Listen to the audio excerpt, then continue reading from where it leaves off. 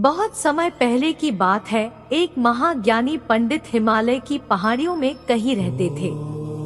लोगों के बीच रहकर वह थक चुके थे और अब ईश्वर भक्ति करते हुए एक सादा जीवन व्यतीत करना चाहते थे।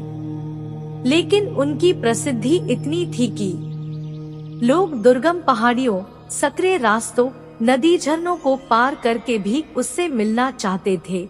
उनका मानना था कि यह विद्वान उनकी हर समस्या का समाधान कर सकता है।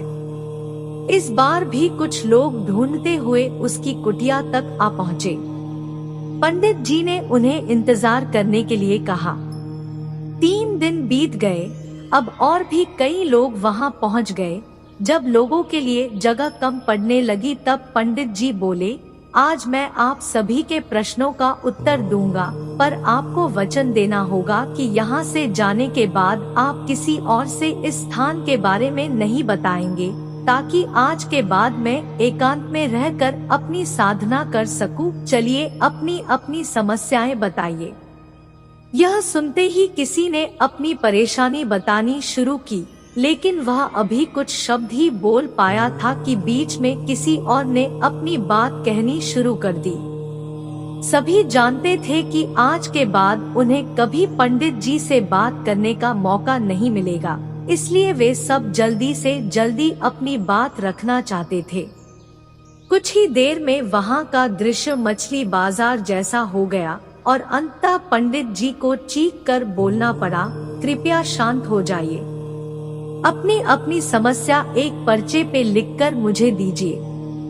सभी ने अपनी अपनी समस्याएं लिखकर आगे बढ़ा दी।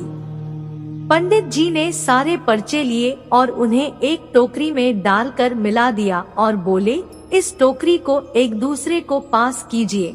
हर व्यक्ति एक पर्ची उठाएगा और उसे पढ़ेगा। उसके बाद उसे निर्णय लेना होगा कि क्या वो अपनी समस्या को इस समस्या से बदलना चाहता है। हर व्यक्ति एक पर्चा उठाता, उसे पढ़ता और सहम सा जाता। एक एक करके सभी ने पर्चियां देख ली, पर कोई भी अपनी समस्या के बदले किसी और की समस्या लेने को तैयार नहीं हुआ। सबका यही सोचना था कि उनकी अपनी समस्या चाहे कितनी ही बड़ी क्यों न हो, बाकी लोगों की समस्या जितनी गंभीर नहीं है। 2 घंटे बाद सभी अपनी अपनी पर्ची हाथ में लिए लौटने लगे।